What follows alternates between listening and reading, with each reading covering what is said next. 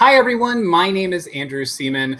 I am the LinkedIn news editor for Job Seekers and Get Hired, which is a weekly newsletter and these wonderful conversations that we have every Friday. I'm so excited that you're here, and I hope that you will take the time to introduce yourself in the comments. Tell us where you're from, what you're looking for in a new job. Maybe you want to change careers. And then what I want you to do is I want you to make sure that you're networking with other people in the stream. So be the person who's going out there and maybe connecting with someone who is in the same field as you or in the field you want to be. Reach out. Job seeking can be a lonely experience, and it's always fantastic when people can reach out and job search together. So I hope you'll take the time to do that. And as always, please make sure you get your questions into the stream about job searching. We're going to be taking them throughout the next half hour. So maybe you've had something you're struggling with in your job search. Just put it in the stream and we'll take a look at it. So I'm so excited that you're joining us because we have a great guest today. It's our first job search expert from Canada who's joining us. So I want to welcome Kamara Toffolo to Get Hired Live. She is a resume writer and job search strategist all the way from Ottawa. So welcome. Thank you so much for joining us. Thank you for having me, Andrew. Yes, definitely. And, I think what I want to start off with some of the questions that people submitted beforehand. But I guess before we get started, I was wondering if we could maybe get an inside look, for people maybe who are in the US, what job searching is like in Canada right now. Is there differences, do you think, between the US approach and the Canadian approach? I know there are a ton of similarities, but is there any differences? I wouldn't say that there are significant differences. I work predominantly with Canadians and Americans, about a 50-50 split for me. I'm not noticing any significant differences aside from that much more competition in the US because of the unemployment rate. Yeah. Definitely. No, I can see that happening. And so jumping into the questions that we got, I would love to start with one from Rose, who talks about looking for careers in another industry. So Rose basically asked, how does a person find a similar position, such as HR, in an industry different than the one you were in? And I think that's something that a lot of people are thinking about right now. Maybe they don't want to completely change what they're doing, but they want to do what they're doing, but somewhere else in a different industry. And that hopefully increases the number of job postings that they have available to them. Definitely. So my recommendation to Rose would be to certainly network considerably with people in that industry. See if she can secure some informational interviews to understand how the HR approach is different in that new target industry of hers. But before she does that, getting very clear on what her new target industries actually are, that will help make sure that she's creating a targeted resume, that she's being really focused in her networking strategy as well as her job search strategy. So getting really clear on those target industries first, and then start the networking and then updating the resume, and taking it from there.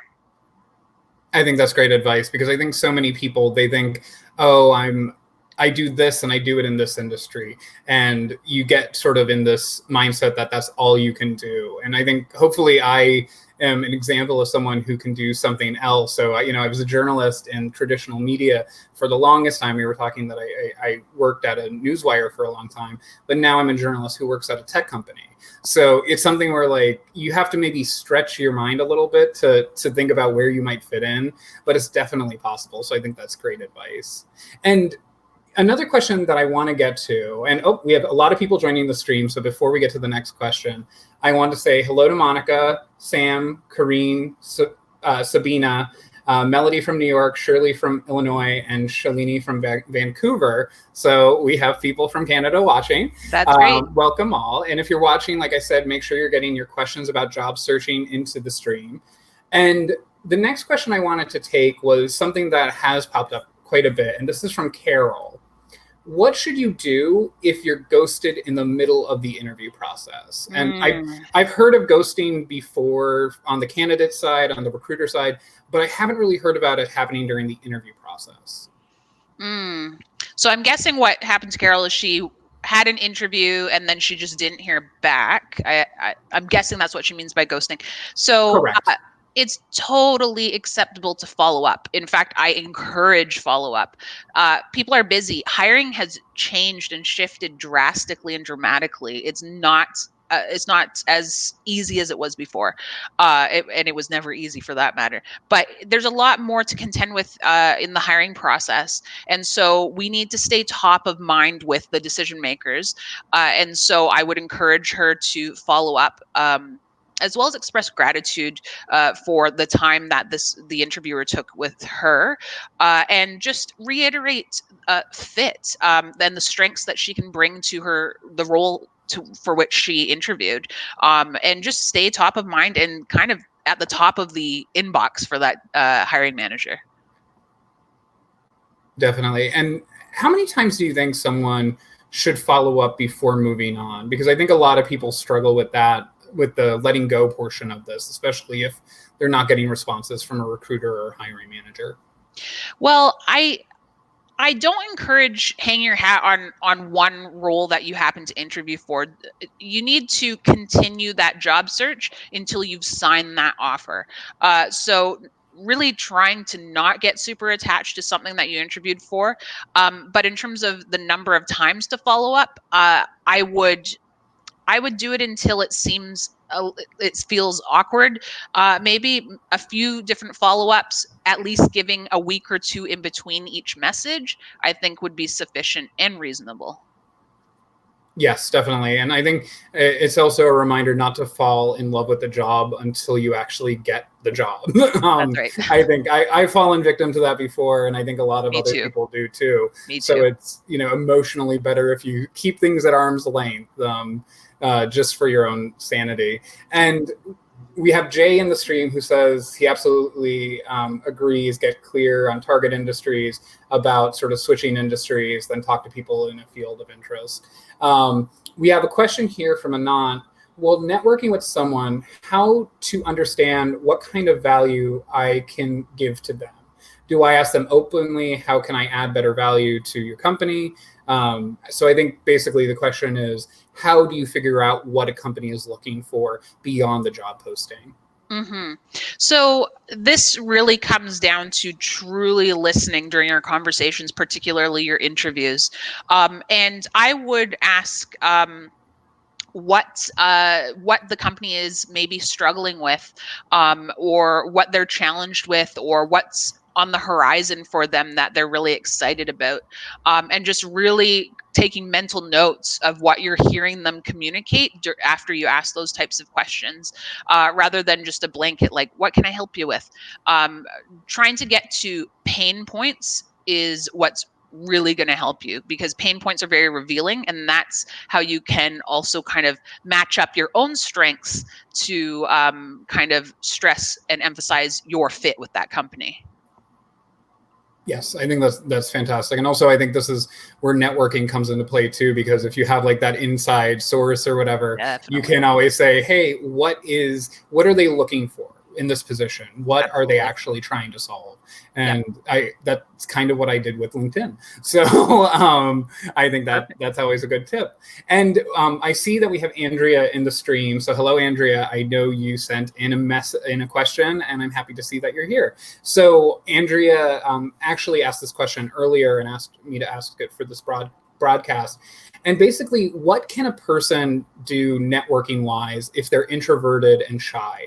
I think that's something a lot of people struggle with, especially because most people's idea of networking is basically this sort of go get 'em, in-your-face communication. So what do you do to network as an introverted or shy person? Mm-hmm, for sure. So I got to say, though, some of my introverted friends are the best networkers that I know. So maybe the shyness, though, I can totally understand how it might feel awkward just putting yourself out there.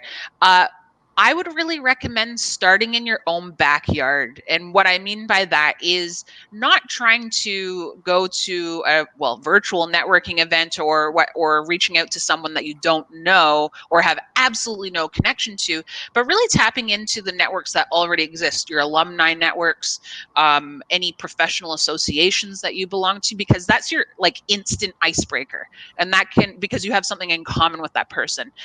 So I would start there and just kind of warm up and get more comfortable with the networking rather than jumping in with both feet into like emailing everybody and all the strangers on LinkedIn. So I'd start with who you're already connected with. Yes, and I think also with networking, what I always find helps, especially on the receiving end, is the light touches. And introverts and shy people tend to be like masters at that light contact, where it just says, "Hey, I'm Bob. I'm looking for a job in this industry, and I was wondering if I could just chat with you for about 5 minutes, or something limited." And I think those are usually the most successful interactions. Like you said, the introverted and shy people are often the best at networking. Yes. So. Yes. I think that's great tips. And if you're just joining us, we have Kamara Toffolo, who is joining us. She is a resume writer and job search strategist. So please put your questions into the stream. We're getting so many, so we're going to get to more of those now. Great. And I want to take a question from Josie, who's from Atlanta. Hello, Atlanta. And she said, I dedicated my career to the hospitality industry. The travel industry is devastated now. How can I best pivot my career? How can I adapt my resume for a fresh new path? So again, this really comes back to the target. So before you start editing your resume or creating a new resume, you need to know what you're targeting, because otherwise you're shooting at nothing. There's no target that you're reaching for. So you need to get very clear on what that pivot looks like. Where are you headed? What's your next career move? Once you have that, then you can start building your resume and making sure that everything you share on your resume is makes sense for your new target role, and will resonate with your new target role and target employer, and is relevant to them. So it really starts again with that target and having a very clear one. Yes, definitely. And I always tell people, and I know this, if people watch the show regularly, they're very tired of this analogy, but I always tell people to think of themselves as baskets of skills, and think of not necessarily that you are someone who works in reception or someone who is a concierge or a journalist. Think of those little things that you do that are like the bite-sized pieces of that. So do you write a lot? Do you organize? Those different things can be applied to so many different areas of the world. So you could always sort of say, I can rebuild myself in this position, and these skills are valuable. So I always tell people, think of yourself as a basket, and hopefully people aren't too tired of that. I like that analogy. Thank you. And I truly believe that almost all skills are transferable. So a lot of people worry like, is this a transferable skill? Well, probably, yeah. So use it, leverage it. If that's a desirable skill for your next target role, bring that out on your resume. I think, yes, definitely. I think that's fantastic. And we have a question here from Melinda, and it's actually similar to a question that we got in advance of the show. She asked, I sent an introduction email via LinkedIn, so I assume via InMail. Is this inappropriate? And we also had someone who asked before the show, Nada, who says, how should a person approach recruiters or hiring managers on LinkedIn? So I guess, how do you, for me, I reach out on LinkedIn all the time because that's my deal. But what should a person who's a job searcher do about communicating via LinkedIn? Yeah, so I totally think sending an InMail is very appropriate. That's what I do all the time as well. And so what it really comes down to in terms of reaching out to hiring managers and recruiters or people you want to network with in general is making sure that the message you send is specific. So you're not taking this boilerplate message and blasting it to everybody and anybody on LinkedIn. You want to take the time to tailor your message towards your the recipient of your message, and really mention to them why you want to reach out to them, what you admire about them, what you admire about their work or body of work, and if there's something that you're hoping you can learn from them, mention that as well. So being very specific will help a lot. Yes, and also I think the specificity, sorry, is a huge key, because if you're just asking a broad general question, you're only going to get a broad general answer. But if you're specific about what you need, you'll get the answer most likely. So I think that's a fantastic tip. And we have a question here from Ken, and I know you're a job search strategist, and I think that a strategy can't be oversold when you're in a job search. Right. So Ken asked, any tips for getting organized and staying focused? I'm looking for that secret sauce checklist recipe for success. Secret sauce. What is your recipe, Kamara? The rest. So I would say maybe it's less of a recipe, more so of a ingredients you don't need. So an ingredient you don't need is to treat job searching like a numbers game. Don't just spray your resume everywhere and hope for the best. Again, this gets back to a very targeted approach and a targeted strategy. The resume needs to be super targeted. What you share in your resume must make sense to your audience. Like, I can't stress that enough. It needs to make sense. A cover letter should not be overlooked. Address any red flags on your cover letter. Your LinkedIn should be fully built out, and you should be using every field to your advantage to tell your story, to integrate keywords organically. And then the networking comes in, and that is also going to be a really big component of your job search. So you're going to want to apply online, yes, but you do need to use your networking to your advantage to get in touch with the right people and the people who make decisions. Those are the people that you really want to know. I think that's great advice, especially the idea of sort of taking that pause to realize where you want to send your resume, and not just sort of sitting there like a rabbit, clicking a button over and over again, just to hopefully get a reward at the end. So I think that's great, especially during the initial days of the pandemic when a lot of the layoffs were happening. Byron Clark, I remember interviewing him, and he suggested, take a few days and figure out what you actually want to do. And people were not necessarily happy with that advice, because the idea was, well, I might fall behind if I don't start applying immediately. But the truth is, if you start applying immediately, they're going to see that you didn't take the time to actually apply to that job because you really want it. It's just because it is a job. Exactly. And it's going to be very obvious on your resume and how you interview if you're lacking focus. So might as well take the time in advance. Definitely. And we have a few resume questions, so I want to tap into another area of your expertise here. Danielle asked, how many years should your resume cover? It really depends. Like, I don't love hard set resume rules because everybody's situation is different. From a general guideline perspective, I might go back 15 years, but that doesn't mean I'm not going to bring out or bring forward some really early career stuff. So you can maybe go back 15 years, but also bring forward and mention your early career stuff, your early career highlights, I should say. You don't necessarily have to attach a date range to that, but if there's something really significant you did in your very early career many, many years ago, I would mention it as an accomplishment on your resume. Yes, definitely. And what do you think about, this is just my own question here because I like to ask this of resume experts. Are you a one pager, or are you sort of you said you don't like hard rules for resumes, but is it one of those things where it's like you take as much space as you need to tell your story, or? Exactly. So I used to be like, no, 2 pages or bust, like 2 pages or 1 page for like a new grad. It was a non-negotiable for me. Then I started writing resumes for CEOs and very experienced senior leaders. And I just wrote a 4-page resume the other day for someone targeting a CEO role. It does need to be as long as it needs to be to tell what you need, or to convey what you need to convey and tell the story you need to tell. I think page length is a good guideline. So 1 page for someone with less than 5 years work experience, 2 pages for someone with more than 5 years work experience, and then for very senior folks going on to 3 or possibly 4 pages. But using that guideline more so to help you prioritize what you actually share on that resume, not to try and jam everything into 2 pages, because then that affects the readability of it. Got it. I think, yeah. And so sort of for someone who's maybe 2 years out of college, they shouldn't have a 4-page resume. No, probably Got not. it. They don't need you it. You eventually have to drop the yearbook club off of a resume. Yeah, you eventually do. Yeah, definitely. I'll take mine off after this. Okay, good. And then the next one is from Carlo.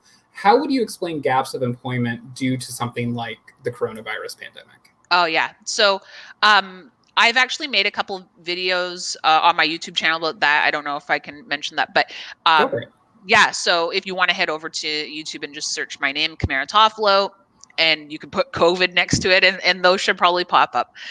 But yeah, you definitely want to use at least a one-liner to explain if you were laid off due to COVID. And you can just say what you're up to now. It's more so what you're up to now, how you're spending this time period now, that's important, and what you need to note on your resume. So if you are engaged in taking courses, then you could say something like engaged in professional development following an organizational wide restructuring due to COVID-19, ready for next, or exploring next opportunity, or exploring next stages in career growth. Just a one-liner with the date range, so like March or April of 2022 present, if you're still job searching, just so that there's no question in the reader's mind either why you left your last job, or what you've been doing since then. So just a one-liner, keep it simple. Yeah, I think that's fantastic. And also, I think, one thing a lot of people should keep in mind is that your layoff, if you were laid off or you're furloughed during this time, people are going to sort of know what happened if you say your job ended March 2020. So I think a lot of managers and a lot of recruiters will have sort of grace in understanding that this is a global event that has happened. So. For sure. The grace is there, but one recruiter friend of mine shared recently that one of his clients asked why someone left a job in March. And for most of us, it should be obvious, but I guess he forgot that we were in the middle of a pandemic. I don't know. That's really interesting. So we do need to explain it. Yes, just in case you get that recruiter. Yeah. Well, it wasn't the recruiter's fault. It was just like, hello. Hiring manager's fault. Like, hello, do you not know what's happening? Yeah, exactly. No. And I think that's a good reminder. And another question we have, this is from Vivian. And she basically says, my resume starts with non-relevant work experience for the role. And then the next work experience is relevant. Should you start with the predecessor to your previous role, or, how do you navigate that challenge? So I'm trying to envision what that looks like on her actual resume. Like she's kind of separated it. I'm not really sure, but she'll want to make sure that her resume is chronological, in reverse chronological order, not separating chunks of relevant, irrelevant. And for the earlier, less than relevant work experience, it's not necessarily not relevant. So what she needs to do is really reflect on that time and think of what she did in that time period that will support or reinforce her strength for her career direction now. So again, really making it relevant and something that will resonate with the target employer, because I'm sure she can find something. I'm a firm believer that there's always a common thread amongst all roles, no matter how wildly different they may seem. You just got to find that. So it'll take some thinking and reflecting. Yeah, and I think something that I always think of, because so many people are aware of what an applicant tracking system is, and I sometimes call them resume sorting robots. But an applicant tracking system, I think people think that there's one formula that they have to adhere to, but there's different styles, and there's different elements that need to go into what would please an ATS. And would you be able to take some time just to explain a little bit about how ATSs work and what your resume would need to have on it for them? For sure. ATSs are a really common thing that job seekers are worried about. There's a lot of misinformation flying about, and all week on Twitter, I've been talking about ATSs with recruiters, particularly because I wanted more insight from them. So I would stress that with the resume, it needs to be a simple format, simple, straightforward format. And you need to build your resume in Word, and you need to be using the full width of the page. There are certain pitfalls for the ATS. The ATS cannot read text boxes, and the ATS cannot read anything that's in the header portion of your document in Word. So those are two areas that you want to steer clear of. You want to steer clear of using text boxes and that section. There are a few other things that it doesn't love, but if you keep a simple structure, that should really play well with the ATS. And then integrating keywords will also help you in that as well. So I hope that answers the question. There's so many intricacies to ATSs. There's so many of them out there. There's so many ways to customize them. So Yes. yeah. Yeah, I think that's my experience talking to recruiters, is that very few use the same one. And if they do use the same one, they have different abilities on them, and their companies subscribe to different parts of it. So there's a lot of variability about how they work. And some recruiters just still go through everything by hand, even if they have an ATS. So that's something to keep in mind too. Exactly. And another resume question from JK: where do you prefer to see education listed? Are there any guidelines? Okay, yes. So for someone who's a new grad, and who doesn't have a lot of professional experience, I would put education. So I would use a professional summary section at the top, skills section, and then education. For an experienced professional, I would put education at the bottom of the first page or second page, or bottom of your one-page resume, I should say, or the bottom of your second page if you have a two-page resume. Got it. Yeah, and I think that is good advice, because I think that's something that people struggle with. And as you get farther away from education and you look at your resume, at least for me, I'm like, how much is this still relevant? I know, me too. Yes. And we have a question here, and I think this goes to sort of job search strategy from Bogdan. I'm a junior software developer, and since mid-April, I'm looking for a job. I've applied to 150 and got 20 rejections. Oh. I don't know what to do. Or do you have any tips? So just job searching since April, and 150? 150, yeah, applied to 150 jobs and got 20 rejections. Okay. So I want probably those reject. That's a lot of jobs. So those rejections, they were probably boilerplate. They probably don't have much insight into why the rejection happened. But yeah, 150 jobs since April. That feels like too many to me. That tells me that possibly his job search is not targeted. So I know it's a really tough time, and we feel like we got to apply for everything just to get a job. But really, a targeted job search will be more effective than just applying for 150 jobs. Unfortunately, that just feels exhausting. So yeah, getting back to that target, it really comes down to that, and then tailoring the resume to fit that target. Yeah, and I think that's a great reminder for people who maybe they think that job searching is mainly just about applying, but there are so many different components from the networking to applying to trying to work on your materials, and without doing one without the other is not usually a recipe for success. So that's a recipe for the person who was asking for one, is that you sort of need different parts of a job search. You do. Yep, absolutely. And we only have a few minutes, so I want to take one last question, and we have a few of them here from, I think it's Shefton, and then we also have, let's see, Carter, who's basically asking, what should networking look like during COVID, and how do you get people to respond? Okay, so right now during COVID, I'm loving social media for networking. It's right there, it's easy to use, and particularly I'm really loving Twitter for networking. It's really what you want to do is, I would say, for the people that you want to know, I would become a raving fan of them. I would share their content. I would comment on their content. I would ask relevant questions.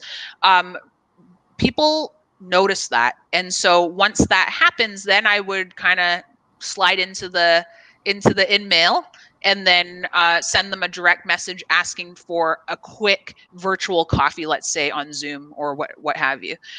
So kind of laying that base of being of being a fan, and then going for the big ask of an informational interview or a virtual coffee. I think, yeah, I think that is one of the best routes to go. And especially with social media, it's almost, you can network without actually networking. So especially when I talk to journalism students, I tell them interact with the people you want to interact with in person. Mm-hmm. So if there is a journalist that you respect, or if there's a person that you respect who tweets or post on LinkedIn or any other social media channel about a talk they liked, a podcast they liked, you can thank them. You can sort of say, this is what I learned from that. You don't have to at them every day. You don't have to tag them every day, but you can interact with them to the point where they say, oh, I know you. And that's happened to me a ton of times where I'll be somewhere and they say, oh, I know you from LinkedIn, or I know you from here. And it's the first meeting face to face, but it's almost like networking without actually having to do a ton of legwork. So yeah, I think that's great advice. And thank you for bringing it up. Thank you. And thank you for being here. This is a great conversation. And I think our members got so much out of it. And I hope that people will follow you on LinkedIn because you post a ton of great content, including your videos. And we were talking, you love The Office, and as someone who hails from the greater Scranton area, I have a great affinity for Michael Scott and the entire Dunder Mifflin crew. But thank you so much for joining us. Thank you for having me. I've loved every minute of it. Thank you so much. Great. And to all of you out there, I want to thank you for joining us. We have these discussions every week, so be sure to come back here, same time, same place next week. We'll have Jessica Hernandez talking. She is the CEO and founder of Great Resumes Fast. So next week will be dedicated all to resumes. So get your questions in.